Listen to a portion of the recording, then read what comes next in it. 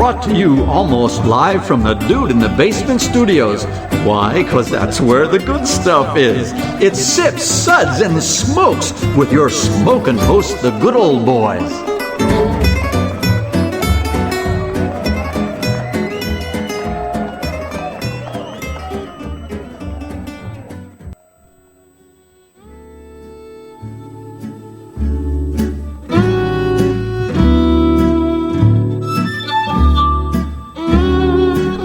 Now it's sippin' time.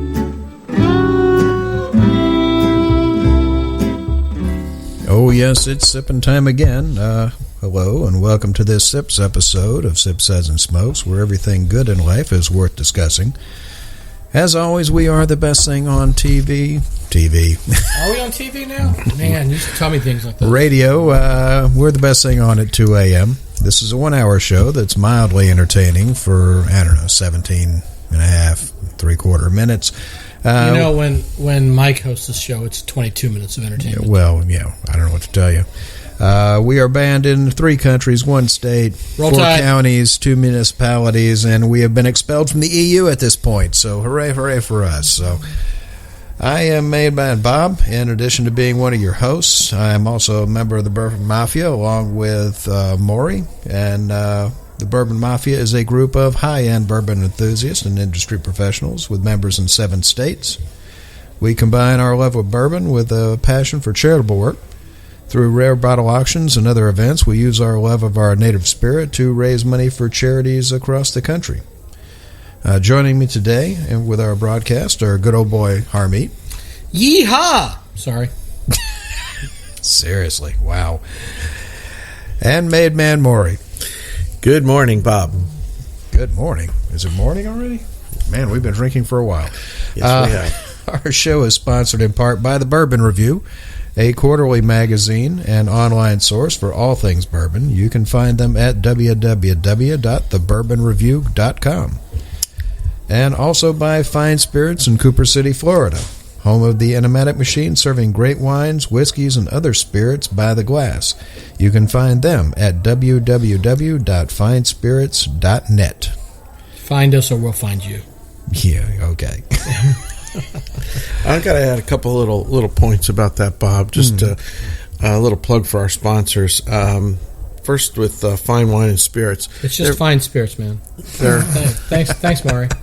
Maury's been drinking. Yeah. There are very few places where you can sample spirits by the glass. Spirits by the anything less than buying a full bottle. Every bar you can buy spirits by the glass. We're a liquor store that sells retail, but you can buy the ½ ounce, 1 ounce, or 1.5 on the spirits. Thank you. I was trying to give you a compliment. We've been drinking. He's been trying to plug us. I know. I don't want your compliments. You went through med school. I dropped out. I don't need this crap. Fine. Why don't I move on and talk a little bit more about the Bourbon Review, because it's a fabulous publication. It's my favorite whiskey publication. Great photography, great advertisements, and a great group of guys that are running that. So thank you for your support for this drinking event. Radio show. We're not on TV yet? No. Why are we not on TV, man? No, we are in Mexico. Our sip segments are all about wine, distilled spirits, tea, and coffee. I've yet to be invited to do a show about tea. I'm from India, man. I can speak of tea. It's in my blood. We didn't say that you were invited, so, Today's show is a Distiller's Takeover show featuring products from the Westland Distillery out of Seattle, Washington. And we're going to cover some background on the distillery as well as the individual products we will be tasting. And let's see, here. It's malt whiskey from America, so bagpipes and... Come on. Really? That's good. Those are American bagpipers? Those are bagpipes playing America the Beautiful. Come on. He wouldn't know that. It's not the Indian national anthem. I'm telling you something. I understand America is beautiful. He knows the corporate anthem of 7-Eleven is what he knows. I have taken 2 of your women. Mm-hmm. Don't make me take more. Actually, my wife will stop me from taking more. I was just like, I'm on my 2nd American wife. That's it. I'm done. Thank you very much. You're welcome. Our samples today were graciously provided to us by Eric Bennett of the Westland Distillery. And here is a short list of what we're going to be discussing today. We have Westland American Single Malt Whiskey. We have Westland Sherrywood American Single Malt Whiskey. Westland Peated American Single Malt Whiskey. Westland American Single Malt Whiskey Cask number 606. And Westland Garryana American Single Malt Whiskey. And I've asked good old boy Harmeet to cover the background on Westland Distillery, so take it away. Thank you, Bob. Westland Distillery was founded in 2010 by Emerson Lamb and Matt Hoffman, Westland's master distiller. The distillery is located in downtown Seattle and currently occupies 1,300 square foot facility. That would be 13,000, but who's counting? Yeah, check the comma. Where are my glasses? There you go. On top of your head. Unlike many other new distilleries that supplement their lines with vodka and rum or gin or brandies, Westland has remained true to their mission to create America's best single malt whiskey. And by sticking to this vision, Westland has become the largest producer of single malt whiskey in North America. Traditionally thought of as a strictly Scottish spirit, single malt whiskey has begun to spread across the globe and is now made in countries such as France, Sweden, Japan, Taiwan, India, and now America. I love Scotch. I love Scotch. Scotchy, Scotch, Scotch. Here it goes down into my belly. Ron Burgundy. Love it. There you go. Well, this is a true American spirit, single malt. Unlike those others from France and Scotland, whatever. We've got American single malt. While many single malts are made outside of Scotland will use a single malted barley imported from Scotland, such as one of the ones from India, which I will talk about later, Westland is making their single malt whiskey using up to 6 different malted barleys, including one from Washington State. In fact, they even have secured a source of American peat to smoke the dry malted barley to use in their peated whiskeys, this is crazy, and I would love to talk about that more too. The subtle differences in this peat from the peat that's typically found in Scotland gives the whiskey a distinct American style of smokiness.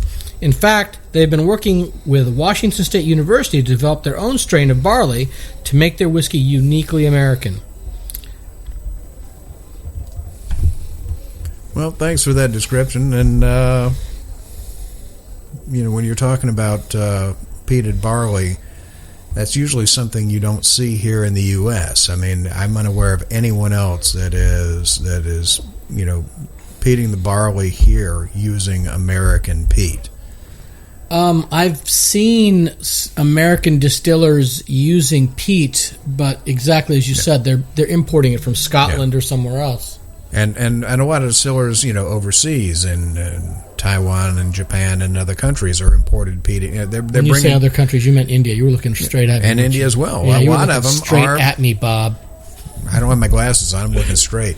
They're importing the peated barley from Scotland as well. Yes. I mean, these guys, went the extra mile and, went through the trouble of actually locating sourcing American peat, which is not an easy thing to do, considering that most peat bogs in America are, protected wetlands. They don't, take kindly to somebody going out there with a backhoe or a spade and starting to dig up the peat and, throwing it in a kiln. So, as I understand it, the way they got to this, I believe that there are some peat bogs that were originally designated as strategic resources back during the World War II or during the Cold War, and were privatized. Yeah, because eventually that stuff turns to coal. So in a million years, we need to use that coal. So they some of those were privatized. So there's apparently some source up in the greater Seattle area that they were actually able to source that from, which I find very interesting. There are a couple of Japanese whiskeys that use local Japanese peat when malting, when they're doing the malt on the barley. And the Hakushu is one. Hakushu is one. Yes. So, it gives it a very distinctive, everybody thinks peat is peat. Peat is entirely different from one location to another. Well, I was just about to say that. It's made up of different vegetation, in Scotland it's all, heather or whatever, we're here in Florida, you go west of us and you have the Everglades, it's full of peat. It's all, basically... We just call it mud here. Yeah, we call it mud here. It's basically decayed sawgrass, but, every place is, it's different. So, it has the potential to give it a very a terroir. I think the moral of the story is not all peat was created equally. Yeah, pretty much. Peat or repeat. Yeah. We'll be tasting and discussing these whiskeys and rating them with our SIPS ratings, plus our signature sounds. And here are those ratings now. Maury, take it away. Yes, sir. Thank you, sir. SIPS rating of 1. Give me a glass of water to wash out my mouth. Gangadin, water. Gangadin, bring water. Bring water. For a SIPS rating of 2. Nice. But what else do you have, Bob? Well, isn't that nice? Moving on to a SIPS rating 3. Interesting. What was that again? Interesting. SIPS rating 4. Let's keep this secret to ourselves. Pour me another. That's classified. And finally, our top rating, a SIPS 5. Oh my, I was unaware anything could be this good. Oh my goodness! Yeah! Nice. Maury, I know you've read these before, but I have not said anything to you about this. It's not a SIPS rating. It's 1 sip, baby. It's a rating of 1 sip. It's a rating of 5 sips. I'm going to correct you now because I expect you to be reading these more often since you're like a made man and all, and I'm just a lonely good old boy. Oh, I thought you were my Indian servant. I don't even know where to go with it. I don't have a handful fan here to fan you with. And we'll be back.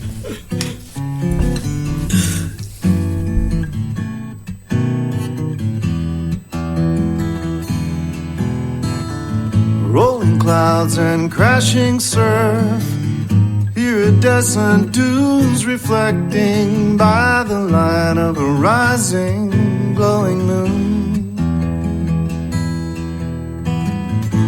Seashore mesmerizing, night breeze hypnotizing. We've come across these back roads none too soon.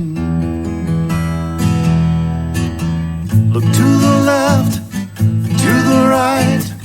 Keep your eyes on the road, my darling. Wondering if we're only passing through. Open roads and open windows. My hand is yours forever, sweet love. And we're back. We're here with Sips, Suds, and Smokes. I'm Made Man Bob. I'm here with the good old boy Harmeet and Made Man Maury, and we are discussing the Westland Distillery out of Seattle, Washington. And we're going to get ready to start with our first offering from Westland. And take it away, Harmeet. Please introduce our first contestant.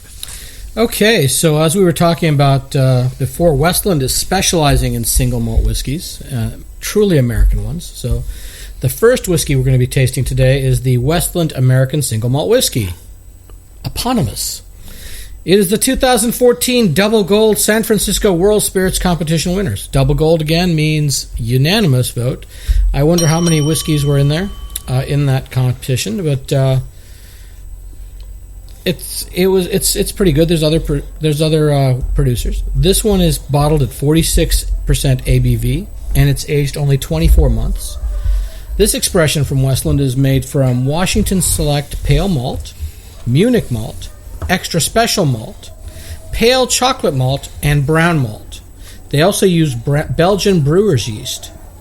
The spirit is matured in ex-bourbon barrels and new American oak barrels. So for this, they've given us some tasting notes, and we may or may not differ from these, but their tasting notes say clean malty cereal nose with light citrus notes and raisins. The grain has the palate would be grain and cereal notes, apples, cherries, raisins, almonds, bananas, and ginger, with a medium finish with wood notes and sweetness. And I don't think this is too far off. I think this is a decent effort.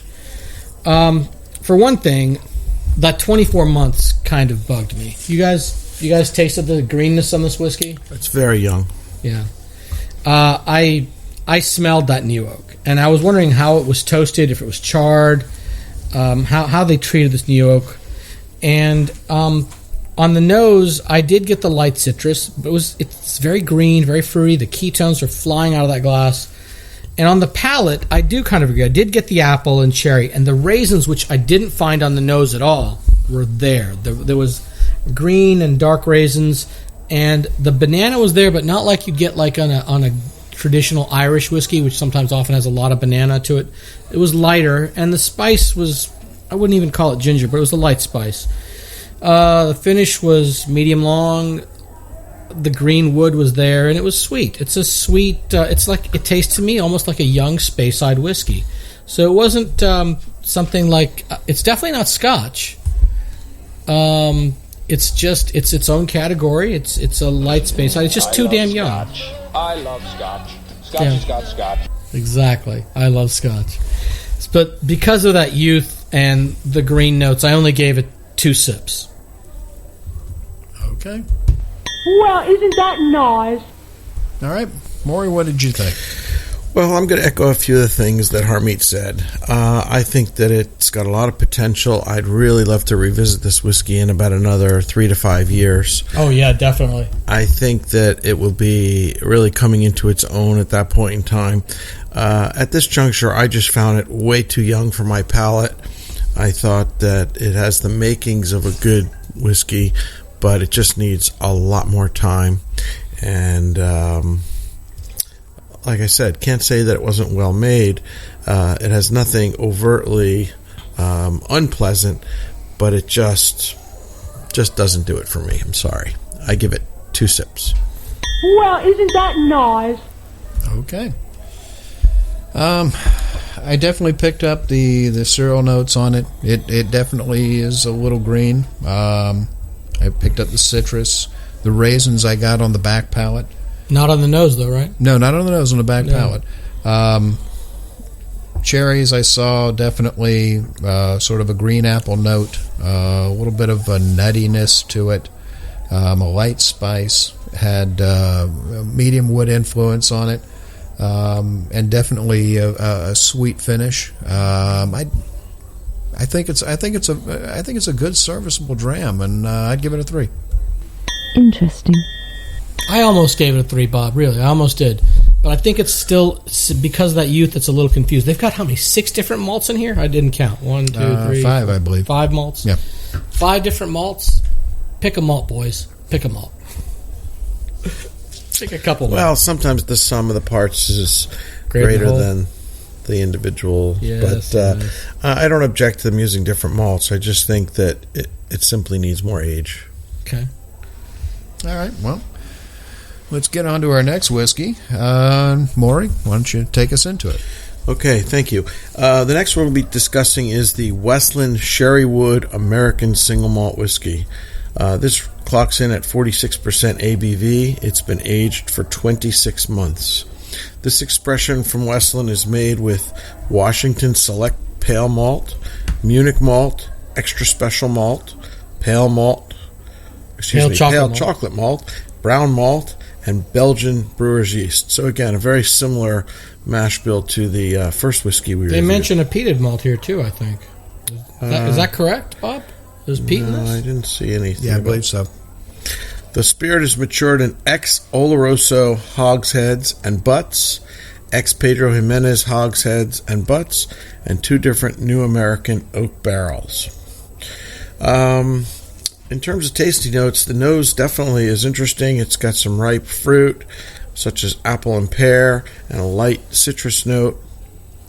On the palate, there's definitely sherry. Sherry comes out front and center.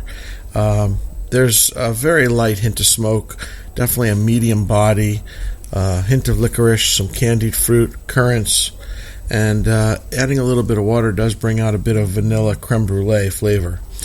The finish is, I would say, medium, a little bit sweet, with a light spice on the palate. I think this is a really nice effort, and I think that the sherry really goes a long way to softening the young age of this whiskey. In comparison to the first one, I think that the sherry really makes it much more palatable, much more enjoyable, much more drinkable. at a young age. Again, I think this whiskey will evolve nicely. I think it's got a real nice mouthfeel to it. It does not come across as hot, and I think it actually compares nicely, although it's different than some Scottish sherry cask malts. It definitely is in the same or similar vein, and I would give it 3 sips. All right. Interesting. Man, Harmeet, what'd you think? I have to agree with Maury on this one. I think this is a much more solid effort. He mentioned New American Oak. I see on my notes ex-bourbon casks and some heavy char American Oak as well. So I think they've used bourbon. But what they did note here specifically is the new American Oak barrels with heavy char, and I think that's also a big influence, not just the sherry. I don't think that first whiskey we had with the New American Oaks had heavy char. I have to say that had to have been only lightly toasted. The char comes through. It's a mellow whiskey. It's a much more mature whiskey with only 2 more months, which is amazing. Yeah. One thing I picked up on the nose besides the apple and pear was honey. I got some nice honey notes. I got some sherry notes. I think you were dead on the palate. I added a little bit of water. The only thing I felt was lacking was the mouthfeel, and I think more time in oak would have helped with the mouthfeel, but I give it a solid 3. All right. Interesting. It's verging on a 4. It just needs time. I mean, I've got to agree with Harmeet here. It's this is a good solid effort. The sherry definitely really helps. It really is. It brings out the character, the spirit. It rounds it out. Sweet on the palate, but not cloying. I definitely got the vanilla note with a little bit of water, candied fruit. Really, just overall a very nice effort, and makes me wonder, with another 6 or 12 months, where this one might go, because I think this one's going in the right direction. I mean, this one is definitely a very good whiskey. I really enjoyed it, and I give it a 3. Interesting. So, do you think these whiskeys need the years that the Scotch whiskeys need? Because to make Scotch in Scotland, it needs a minimum of 3 years. Well, in Scotland, they're also doing it in much larger barrels. Here. Well, I didn't know the size of the barrels they use. Here, they're doing it in smaller barrels. And in Scotland, so more surface area of wood per volume. Yeah, you're doing it in hogsheads and butts, so you're doing much more volume. So the aging process is definitely slowed down a good bit. And it's much colder there in Scotland than in Seattle. Well, I would agree with the climate difference. I think that the Scottish climate's going to be a little cooler, and the aging is going to be much slower because of the less temperature change. But these guys do specifically say that they are using butts and hogsheads, so they're using fairly large barrels for at least a portion of it. Yeah, for some of it. Whether or not the American oak barrels are much smaller, we don't really know. Yeah, I'm sure we could find out. I don't think the climate's that different. We're not talking the difference between Saskatchewan and Phoenix. I mean, it's Seattle. It's chilly and it's rainy and it's gray. But do they get the seasonal variation that they do in Scotland? Anyway, the seasonal variation in Scotland ranges from between 60 and 20. There's not much of a variation. It's not like Kentucky where it goes from 100 to 0. Right. So yeah, I think it's a fairly similar climate there. So I think they're getting a very similar, not exact, but much more similar than they would get from a lot of other places. I think they definitely would benefit from more age. Speaking of that. What did you think about the next one, Bob? Well, the next one we're going to talk about is the Westland Cask 606. It's a single barrel release. This distillation on this cask is different than the standard practice of Westland. Normally, the low wines are collected in the wash run down to about 15% ABV before being diverted and redistilled later. In Cask 606, the low wines were taken down to around 4% ABV during the wash run, which, what I'm told from the gentleman at Westland, is more akin to traditional Scottish distillation techniques. So they're using more of the tails in this run. Yeah. I mean, that's basically what I'm gathering from them. Is they're using more of the tails as opposed to cutting it out at 15. And the heavier, what is it? They call them fusel oils that come out. You're getting more of the esters and the fusel oils, I would imagine, on the back end on the tails. So it's thought that this is going to give it a little more earthy note on this cask, which are attributable to this distillation method. 57.8% ABV, aged 30 months. Yeah, there's that extra age we were looking for. Before you go into the tasting note, do they talk about their stills, the size of their stills? Because I know that in Scotland there's variation in the shape and size of the stills, and that also gives a difference to the to the distillate that they're getting. You have the longer, taller stills at Glenmorangie with the lighter, more citrusy fruits. If you have the shorter ones, you have the more earthy style. I'm not actually familiar with what the shape of the stills are there. I mean, I'm sure we could call them and find out, but homework for the listeners. Yeah, it's they're doing it in the Scottish tradition, so it's we're not talking they're not using column distillation. We're not using a 72-inch column still, so it's it's a traditional pot still. So what'd you think about the taste on this one? On the nose, the tasting notes that we got, are coming up with malted milk balls, sweet caramel, cherries, coffee notes, graham crackers. I definitely picked up on the sweetness on this one. I did detect the cherry note. Graham cracker I thought was very astute because once I saw that, I absolutely picked that up. On the palate, so a bit of a spice, dark fruit. Picked up sherry notes, a little bit of citrus, a little bit of dark chocolate, a little bit of molasses, brown sugar on the finish. I like this. I'm going to have to taste this again. Me too. I'm ready for some more. Hold on, let me find it here. It is right there. You go. Let's do this. Here you go, Doc. Thank you, sir. But this one I really enjoyed this one. I thought this was a very good effort, and I gave this one a 3. Interesting. Now that you're getting a second taste, what do you think? I'm going to agree with you, Bob. I don't get the malted milk, but the sweet caramel definitely right away. So I didn't get that either, but yeah, I definitely got the caramel. I got the cherries. I got the graham cracker. And I'm getting some coffee notes in here. Yeah. I'm getting some coffee notes. I'm getting some cinnamon. I'm getting some burnt citrus, but there's some breadiness to this too. Some brown bread, dark chocolate. I'm really intrigued by this one. I would love to see this another couple years again. I like the fact that they've done a different treatment to this one with getting the lower ABV on the wash and then rerunning it. So we've got some heavier elements coming out of the whiskey. And this does, I guess, approach more of a Scottish style. I still wouldn't call it Scotch. I mean, it's a little bit like almost like a Speyside, but not quite there. It's a little young still, but it's a 3 bordering on a 4 again. I just give it a 3. Yep. Yeah, that was the same. That was the same for me. How about you, Maury? It was close to moving up. Yeah. Well, as much as I hate to agree with you, Harmeet, I do have to agree. I think that it's well made. I think the additional 6 months in oak is definitely apparent. Again, I think another year or two will definitely have some benefit, but it's moving in the right direction. I think it's a much more traditional Scottish style, and whether or not that's because of the mash bill or because of this the way they've handled the low wine run or not, I'm not certain. But I agree. I think it's well made. I think it's got a lot of classic styling and flavor to it. It's well balanced. It's not hot on the palate.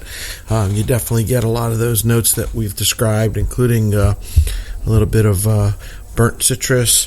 I like it quite a lot. Did you get the bread notes, like that breadiness? Dan? Yeah, it has a little breadiness, but not nearly as much as the first one. The very first one I thought was too much cereal and bread for me and not enough whiskey. It just strikes to me of being immature. But this one, I think I get a lot more of the coffee, the toffee. This is more of the baked bread and not the cereal note of Correct. the bread. It's I definitely see where you're going with that. Yeah, so I'd give it a solid 3 sips. Interesting. Yeah, that one, the Cask 606, I thought was lovely, and I think that one is it's definitely showing what they're capable of doing, and given even more time, we'll see where they can continue to go. I think it bodes well for them. So I hope they're keeping some of this in cask still. They've got this batch still in cask. Right. Well, that's the question. Is hopefully they can resist the temptation to drink and sell it all now, because, like I said, this whiskey is going to evolve nicely. And this one and the last one too, definitely. Yes. I mean, I didn't quite maybe see the potential of that first one as much because it was so young, but these last two, I just hope they kept at least half that batch back before bottling it. Let's do some more time. Who knows? It's sometimes you got to get the product out, and sometimes you got to hold the product back. They've got to make some money on that initial investment, right? But at the same token, they don't seem to be the people that are in it for the short run. They seem to be the people that are in it for the long run. So I have a feeling that if possible, they are probably holding some of this back. Sometimes it depends on your landlord too and your investment. Yeah, it depends on how big your rent is, and how long that check is that you've got to show up with at the end of the month. So. That too is a problem, and that's a problem with any new distillery. If you've got 150 years worth of history and 150 years worth of back catalog that's sitting around and gathering dust, well, you can afford to let things sit for a while. Not everybody has that good luxury. Fortune. That's a luxury. And it's there are very few that have that luxury. So, and we'll be back in a minute. But baby, the whole elation riding down this lover's avenue, as slow as a willow blows, or as fast as the whirlwind grows, we glide beneath the stars in cobalt blue. Look to the left, to the right, keep your eyes on the road, my darling, wondering if we're only passing through. Open roads and open windows, my hand is yours forever, sweet love. Our eyes ahead on these back roads with a view.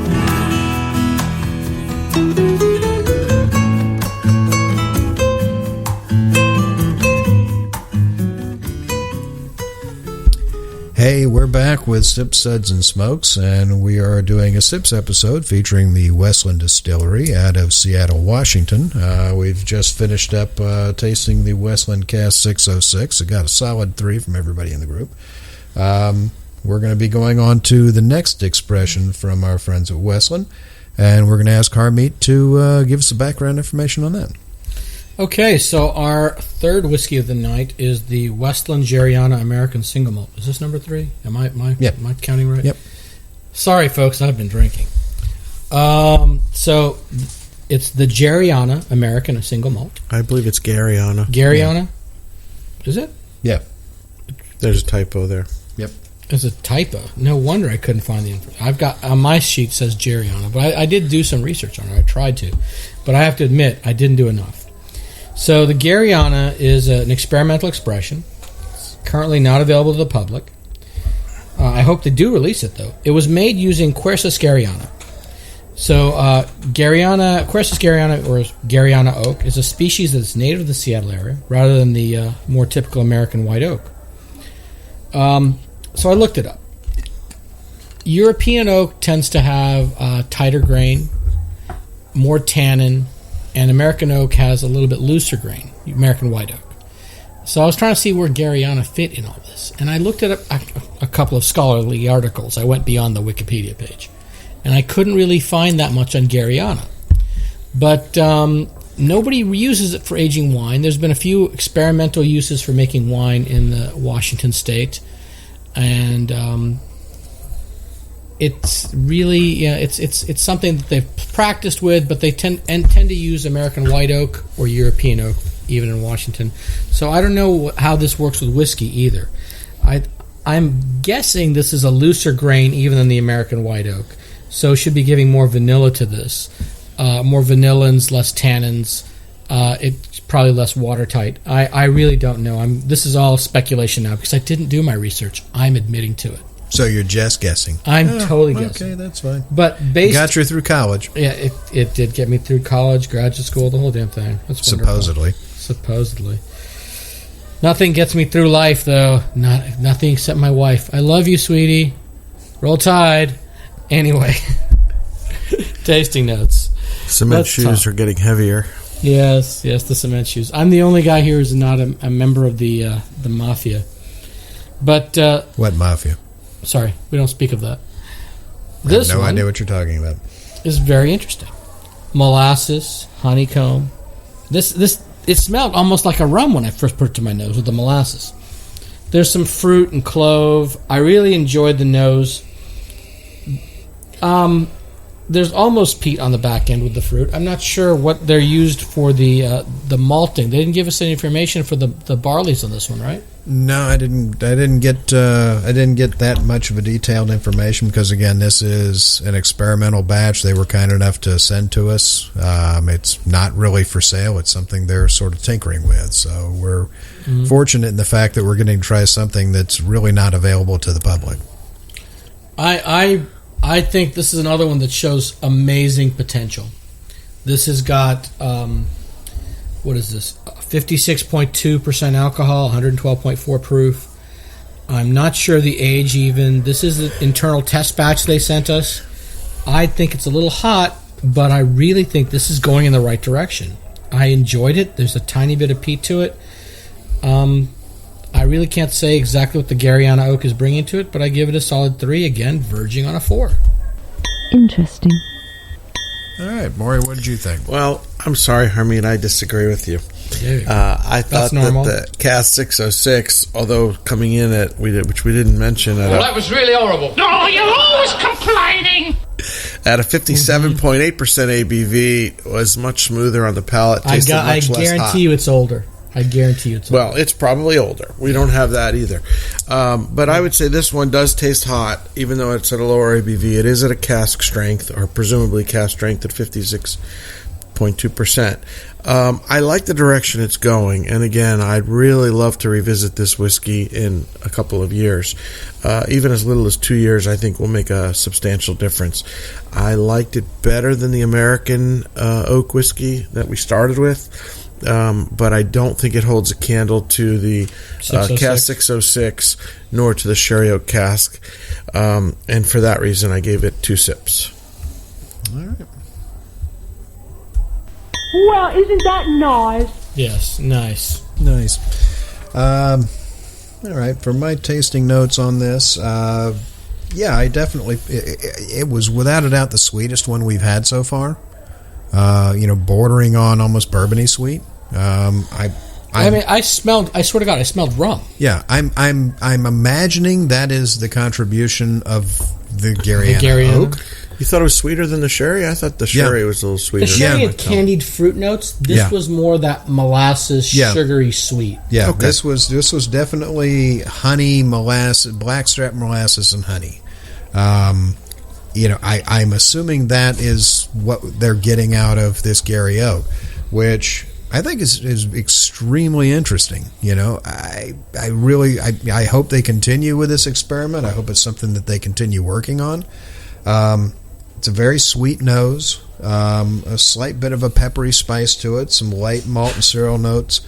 I got a slight bit of just a hint of smoke on the back end.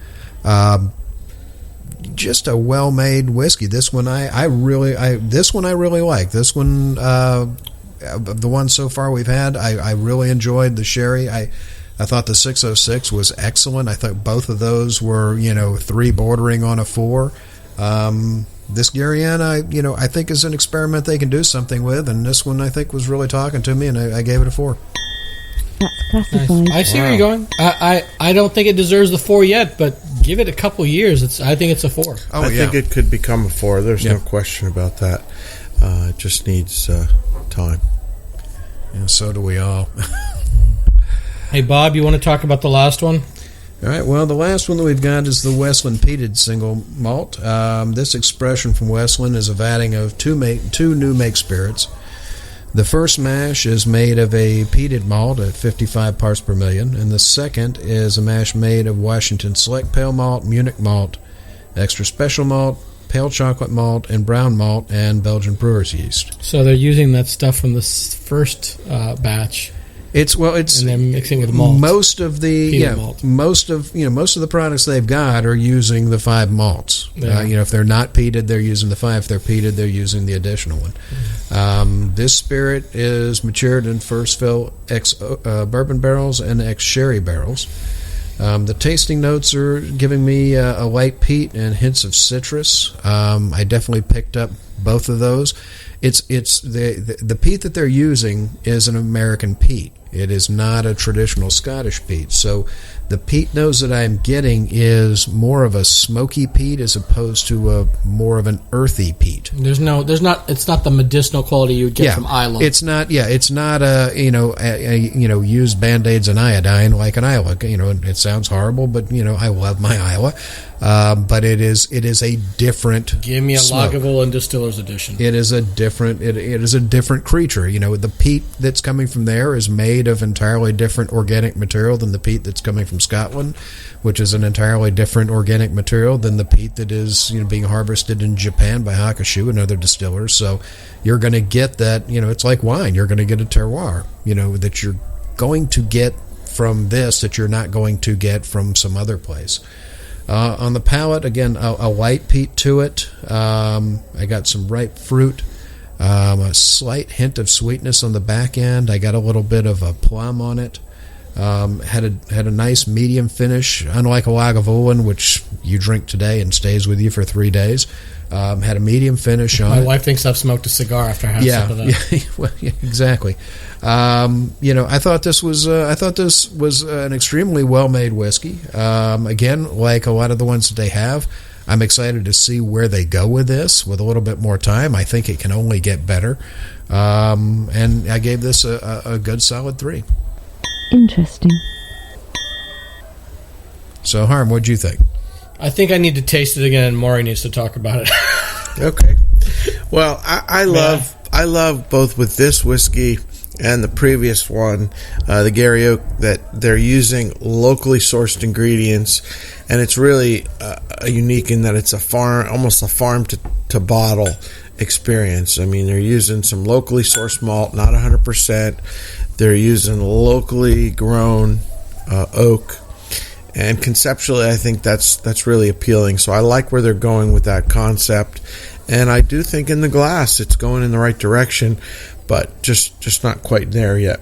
As relates to this specific whiskey, again, I think the idea of using local American peat, that most people aren't aware we have peat in the United States, and so that's pretty cool. They're again using some Washington State malt, and then of course made locally. I like it. I think this is a nice effort. I think it's going to definitely appeal to some Scotch drinkers, particularly those who like a smokier, peatier style. It is not nearly approaching the levels of Lagavulin or Lafroig.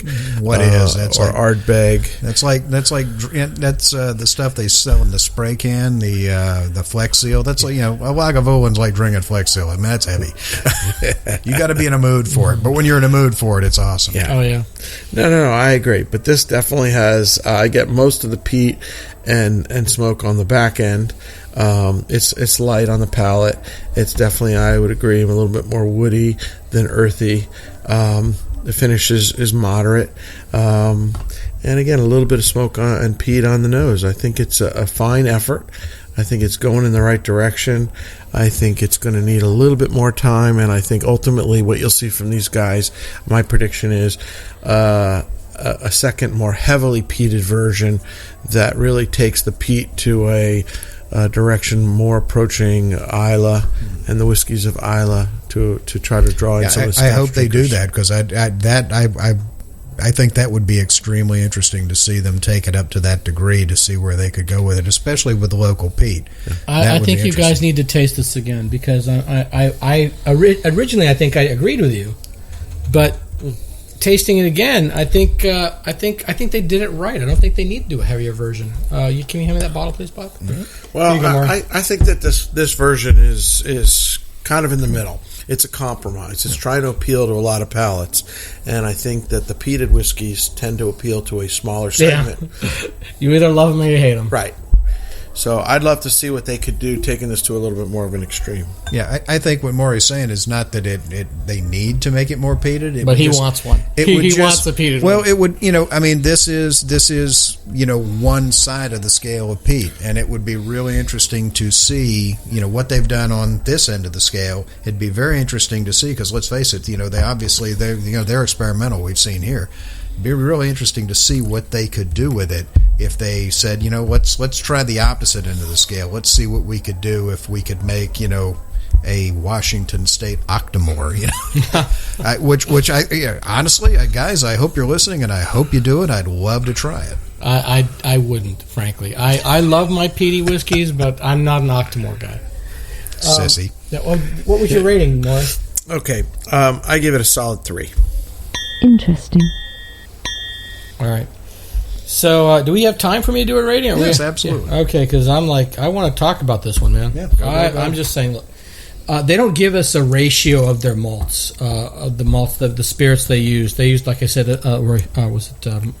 Bob said, 55 part per million peated malt, and then another one with the regular 5 grains that they use. So, but they didn't give us a ratio. Like we were talking about, or I spoke about a little bit about the different whiskeys from around the world. India makes one of the world's best whiskeys. I don't know if you've ever tried it. If anybody listening has not tried this, anything good come out of India? Let me tell you something. I was trying to avoid doing this the whole damn show, but now we're doing it again. In India, we drink more Johnny Walker than they make in the entire world for the entire year. So that means most of it is fake. Well, that Johnny is spelled with 3 E's, though. Johnny's, yes. Yeah, that's a different Johnny Walker. That's the correct spelling of Johnny. Yeah. But there's it's like the a Rolex local, I bought there with 4 X's. It's awesome. In Bangalore, they make Amrit Fusion, which is, back in 2010, it was whiskey bottle rated the 3rd best whiskey in the world. And I still think it's one of the best whiskeys in the world. They use half the peated malt from Scotland, and half, which they don't say where they buy it, but it's an Isla malt, and then half is grown, half the malt is non-peated, grown in Punjab. And in this case, they don't give us the ratio, but it reminded me a little bit of kind of Amrit, but a little bit not quite as peaty, not as strong. I got pears as well as peat and his citrus on the nose. That made me think of Speyside. The palate did have the peat, but it wasn't overpowering like we're talking Isla. The fruit was big. So what this reminded me of is a peated Speyside. And there are peated Speysides out there to compare to. So one of them, my favorites, is Ben Romac. That's my exact thoughts as well. So you've got things like Ben Romac. You've got Belvini making a peated 17-year-old. You've got a lot of people playing in Speyside like they used to do with peat before World War II. They stopped in the 1950s pretty much, but now there are other people going back to old style, adding peat back to their Speyside whiskeys. And that's really what this reminded me of.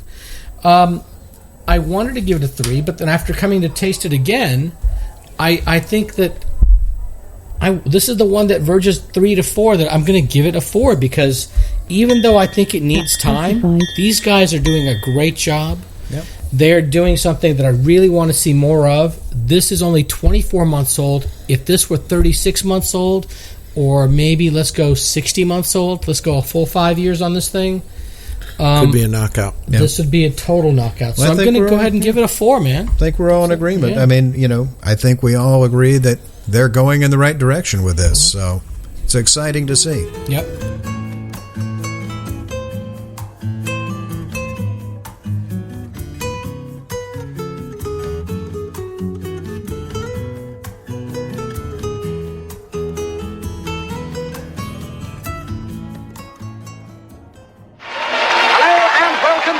For the 27th City Olympiad, an event held traditionally every 3.7 years, which this year has brought together competitors from over 4 million different countries.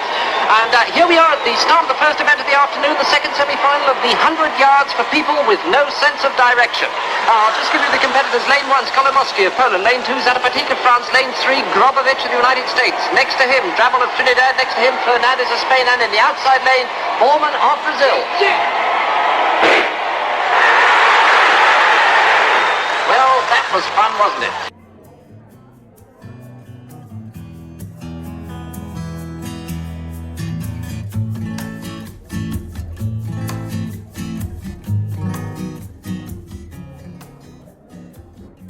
Well, that's all the time we have for today. We hope you enjoyed this episode, and you can catch all of our episodes online as well on SoundCloud, TuneIn, Stitcher, YouTube, PRX, and Spreaker, our native media host. iTunes and our own Android app are the easiest ways to enjoy the show on your phone. Just search for Suds Smokes on iTunes or in the Google Play Store. We love your feedback, and you can reach us online at info@sipsudsmokes.com.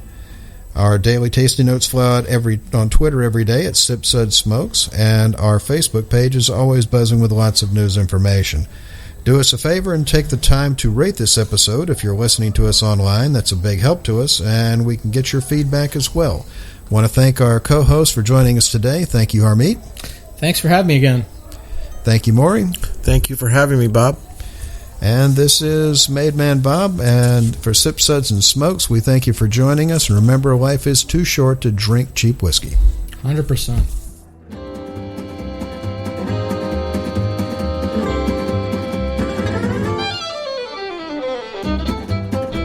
This has been a One Tan Hand production of Sip Suds and Smokes, a program devoted to the appreciation of some of the finer slices of life.